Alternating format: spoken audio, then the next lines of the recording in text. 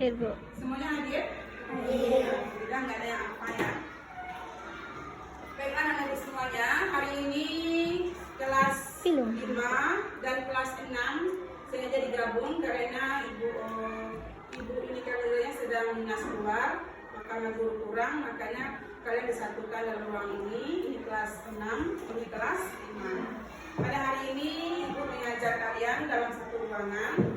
Maka ibu nanti mohon pengertiannya supaya nggak ribut dan saling mengerti karena kalian kan banyak, dua lokal, ibu satu. Kalau kalian semua bersuara tentu kalah suara ibu kan. Jadi mohon pengertiannya dan kerjasamanya agar pelajaran kita berjalan dengan baik. Langsung saja karena waktu ya nak ya. Jadi kelas 5 hari ini materi kita adalah mengenai memahami jenis makanan yang mengandung karbohidrat, protein dan vitamin. Ini minggu lalu kita kan belajar tentang makanan-makanan yang sehat, ya, makanan yang sehat yang dibutuhkan oleh tubuh kita. Jadi sekarang lanjutannya adalah memahami jenis makanan yang mengandung karbohidrat dan protein dan vitamin. Sedangkan untuk kelas 6 itu sebenarnya yang ditinggalkan oleh Ibu Riza adalah dampak positif dan negatif globalisasi terhadap kehidupan bangsa Indonesia. Oke? Jadi karena kami dua lokal, maka kan nggak mungkin ibu sekali mengajar. Nah, ibu pasti duduk di kelas apa? Ibu terangkan sedikit dulu di kelas 5, ibu kasih tugas nanti, baru nanti ibu jelaskan kelas sedikit di sini di kelas 6, nanti baru ibu kasihkan kelas tugas, ya. Nah, sekarang yang untuk kelas 5 dulu. Yang kelas 5 memahami jenis makanan yang mengandung karbohidrat, protein dan vitamin. Makanan yang mengandung karbohidrat itu adalah makanan yang apa gunanya karbohidrat itu? Karbohidrat adalah sangat dibutuhkan oleh tubuh kita untuk sebagai sumber energi atau tenaga. Nah, jadi apa saja makanan yang mengandung karbohidrat ini? Misalnya ada pada yang makanan pokok, misalnya nasi. Nah, seperti ini nasi dibawakan contohnya ini. Nah, ini nasi mengandung karbohidrat. Apa lagi contoh yang lain makanan yang mengandung karbohidrat atau karbohidratnya tinggi selain nasi? Misalnya ada jagung, sagu, gandum, pintar, itu juga mengandung karbohidrat yang tinggi. Apa fungsi karbohidrat bagi tubuh kita? Sebagai sumber energi atau tenaga. Kalau kita nggak makan nasi sehari, misalnya kita hanya makan roti atau makan makanan yang lain selain nasi, kita kan masih kuat juga, masih bertahan kita hidupkan, cuman terasa lemas kita. Kenapa? Nah, karena kita nggak ada makan nasi. Kita sudah terbiasa dari kecil makan nasi, maka itu harus setiap hari kita konsumsi. Kalau enggak kita akan merasa lemas. Kita nggak akan sanggup berjalan, berlari dan beraktivitas yang lainnya kalau kita tidak mengkonsumsi karbohidrat. Ya, beda, Bu. Kalau orang luar tuh hanya roti sarapannya, Bu. Sedikit makan nasi. Nah, kalau mereka sudah terbiasa seperti itu dari kecil mungkin nggak apa-apa lagi. Tapi karena kita Indonesia, rakyat Indonesia umumnya itu adalah semuanya kita mengkonsumsi karbohidrat tinggi, atau pagi itu kita makan nasi sarapannya kan, atau lontong itu juga mengandung karbohidrat. Yang kedua, makanan yang mengandung protein. Nah, protein ini juga sangat dibutuhkan oleh tubuh kita. Nah, sebagai sel-sel pembangun tubuh atau untuk pertumbuhan tubuh kita.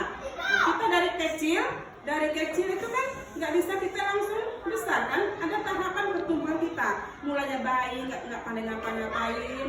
Nah, karena disusukan terus oleh orang tua kita, oleh ibu kita akhirnya bisa berdiri, bisa duduk, bisa berjalan, bisa berlari, hingga sampai sekarang kamu sudah bisa. Nanti masih ada pertumbuhan lagi. Kenapa kita bisa ada pertumbuhan itu? Karena kita di tubuh kita ada mengkonsumsi terus namanya yang protein itu, ya, sebagai sel penyusun sel-sel pada tubuh kita untuk pertumbuhan kita. Apa contohnya yang makanan mengandung protein? Nah, misalnya pada ikan atau pada daging. Nah, ini contoh yang merupakan adalah telur ayam. Ini juga mengandung protein tinggi. Nah, yang ketiga adalah vitamin, makanan yang mengandung vitamin.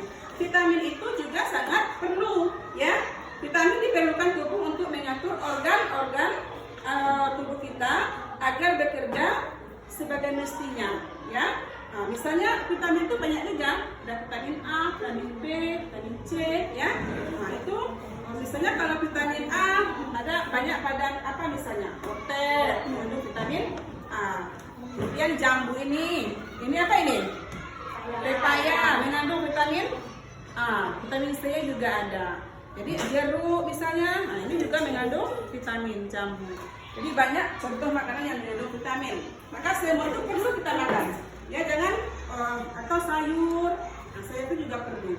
Kita hanya makan karbohidrat nasi aja, sambalnya ikan terus, nggak ada sayurnya, nggak ada buah-buahannya, itu kurang bagus untuk pertumbuhan tubuh kita. Oke, pahami saya ya?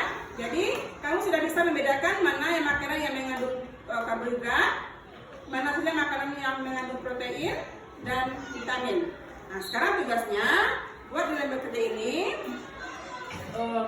tulis 10 makanan yang mengandung protein, 10 makanan yang mengandung karbohidrat, dan 10 makanan yang mengandung vitamin.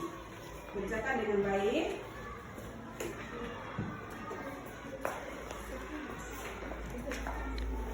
Oke, buat belakangnya. Sampai ini masih terbaik. Rangga dan Sarip. Oke. Silakan bekerja kelas 5.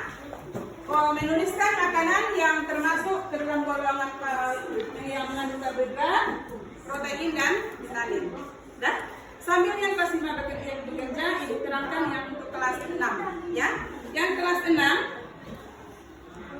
itu adalah dampak positif dan dampak negatif globalisasi terhadap kehidupan bangsa Indonesia. Dampak itu 3.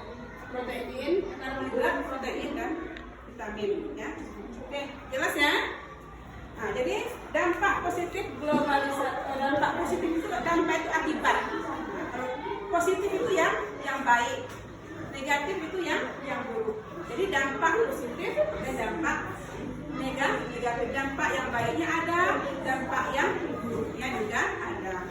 Mengenai globalisasi kemarin sudah dijelaskan apa pengertiannya, ya apa contohnya sudah dijelaskan. Sekarang hanya kita masuk ke pengaruhnya atau akibat dari dampak positif dan negatif tersebut. Ya, nah dampak positif dari globalisasi, dampak baiknya adalah itu, ya kita bisa berhubungan langsung dengan cepat dengan negara luar. Nah itu.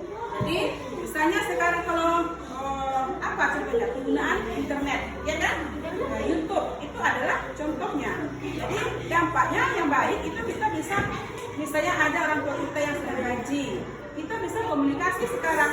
Kemarin misalnya siapa umroh orang tuanya, mau menelpon bisa. Kalau dulu kan tidak bisa kan? Salah satu dampaknya akan cepat pekerjaan itu atau informasi akan cepat sampainya. Kemudian adanya globalisasi di bidang perekonomian itu membuat perekonomian semakin berkembang dengan cepat, pertumbuhan perekonomian semakin cepat.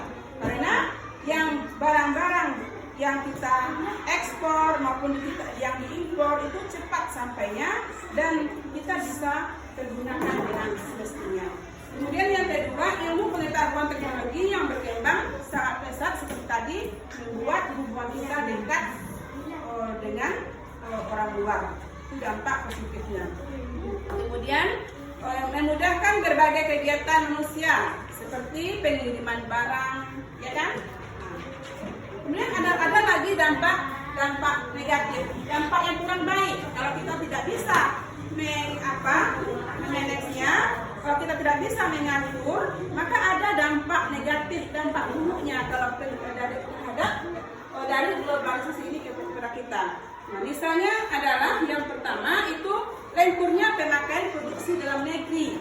Kenapa? Karena orang luar kan banyak masuk barang ke sini kan, sepatu maunya yang luar negeri, baju yang impor, kemudian juga yang mahal, nggak mau lagi memakai pakaian yang produk Indonesia. Itu salah satu dampak negatifnya. Akhirnya kalau sepatunya kita dari luar semua, yang sepatu produk Indonesia yang dibuat oleh rakyat Indonesia itu nggak laku lagi kan, atau kurang peminatnya, akhirnya mati atau lamban perekonomian di Indonesia. Itu salah satu akibatnya atau dampak negatifnya. Yang kedua, penyamaran negara terancam.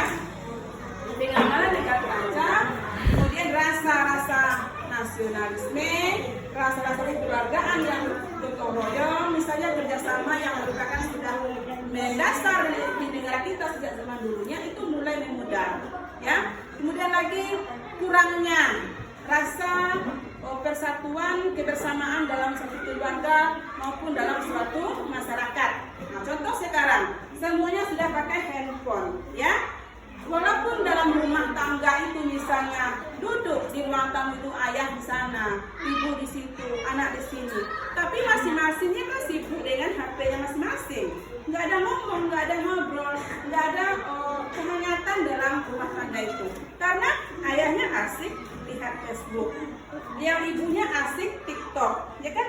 Anak sudah bertekan pula dia main game, asik dengan dunianya sendiri. Ini adalah salah satu dampak negatifnya, karena kita tidak bisa mengaturnya dengan baik. Tapi kalau yang baiknya itu memang banyak dampak positifnya sebenarnya, kalau kita bisa menggunakannya dengan baik. Kayak HP ini, anak-anak belajar nggak perlu kita beli buku. Kamu nggak kemana kamu pergi, misalnya pergi ke warung, nggak usah bawa buku tebal lagi, ya, karena di sini sudah ada semuanya di Google, kan? Pergi main ke rumah, kemana kita ke rumah nenek, dibawa pula buku satu tas, satu kardus, hafal di rumah nenek, baca buku, kan? Nggak zamannya lagi. Cukup kamu bawa handphone, pergi ke warung, sudah selesai makan sambil menunggu waktu ada sedikit, lihat di Google, internet, apa misalnya. Dampak positif dari globalisasi ada di Google.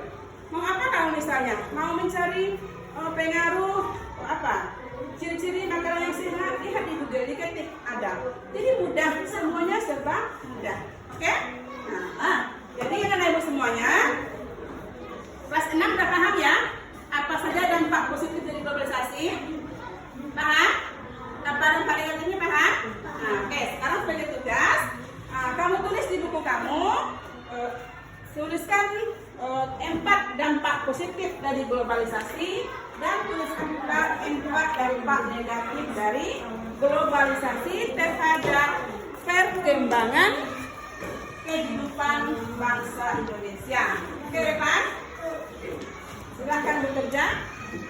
Oke, yang kelas 5 sudah selesai? Sudah? Cepat ya. Oke?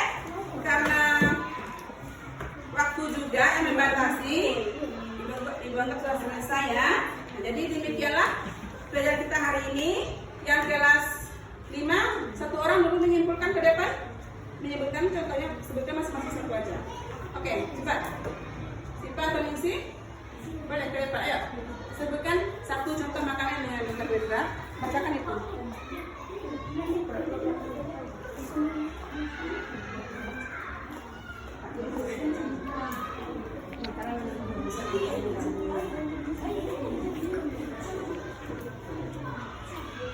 Ya, sebutkan hasil tugas kerjamu. Makanan yang mengandung karbohidrat adalah jagung. Yang mengandung protein adalah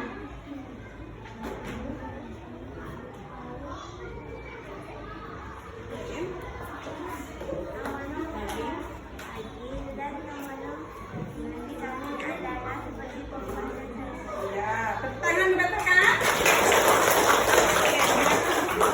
Yang kelas 6, satu orang ke depan, sampaikan dampak positif. Belum?